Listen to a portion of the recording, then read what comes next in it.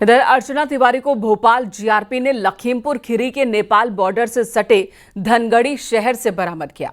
अर्चना तिवारी को GRP police Bhopal लेकर रवाना हो चुकी है। इंदौर से नर्मदा एक्सप्रेस से अपने घर कटनी रक्षाबंधन पर आते वक्त अर्चना गायब हो गई थी। 12 दिन बाद उसकी बरामदगी हुई है, वो भी यूपी से।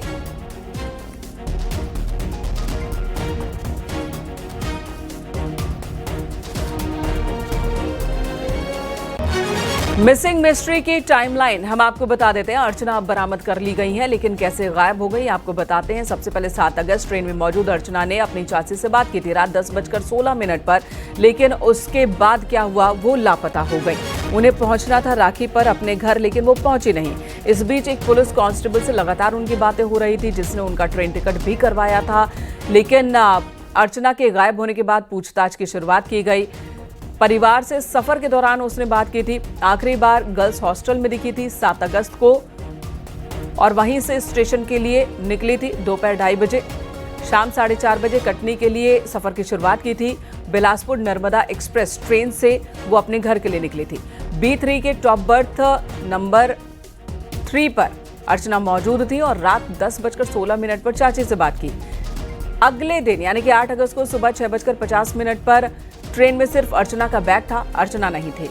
इंदौर से कटनी के लिए रवाना हुए परिवार के लोग, और उसके बाद अर्चना की तलाश शुरू हुई।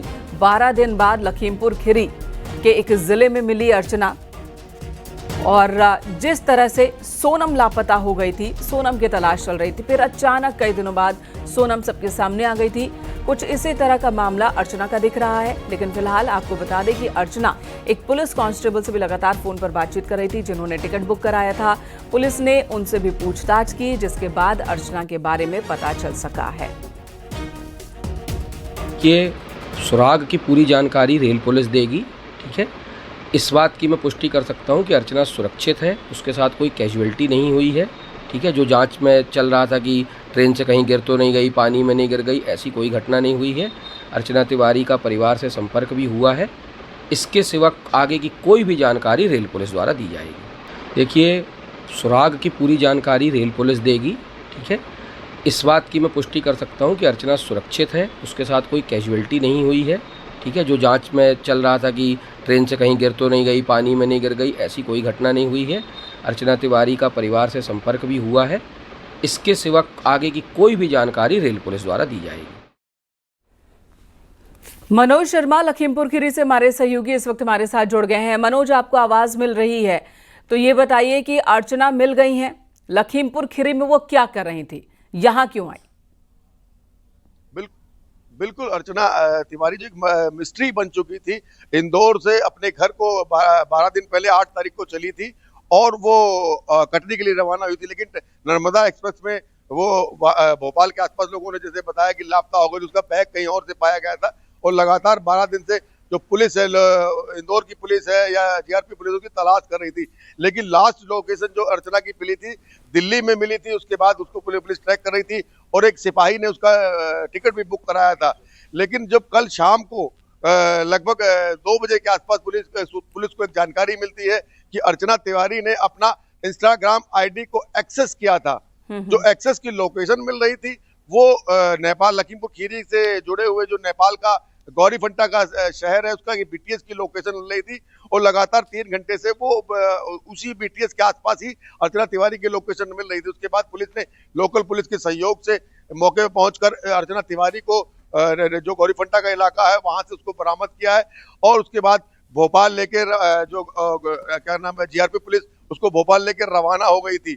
लेकिन अर्चना तिवारी की जिस तरीके से 12 दिनों का समय बीता है, किस तरीके से वो गौरीफंटा बॉर्डर पहुंची है, वो तो जांच का विषय है, वो जांच में सामने आएगा। लेकिन कहीं ना कहीं मिस्ट्री जरूर है कि अर्चना तिवारी किन लोगों के सहयोग से, किन किन से बातचीत करके वो जो भोपाल से होते हुए दिल्ली के बाद लखीमपुर खीरी पहुंची है, और किन रास्तों का उसने प्रयोग किया है कि वो सड़क मार्ग से आई है या रेल मार्ग से आई है, किन सहयोगी के जरिए पहुंची है।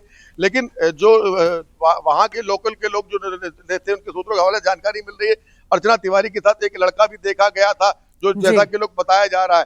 और जिस तरीके से कई बातें आशंका जताई जा रही थी कि अर्चना तिवारी का अपहरण कर लिया गया है लेकिन प्रथम दृष्टया जो चीजें सामने आ रही है कि अर्चना तिवारी ने अपना इंस्टाग्राम एक्सेस किया है, तो कहीं ना कहीं उसके पास उसका मोबाइल था, उसको वो यूज कर रही थी।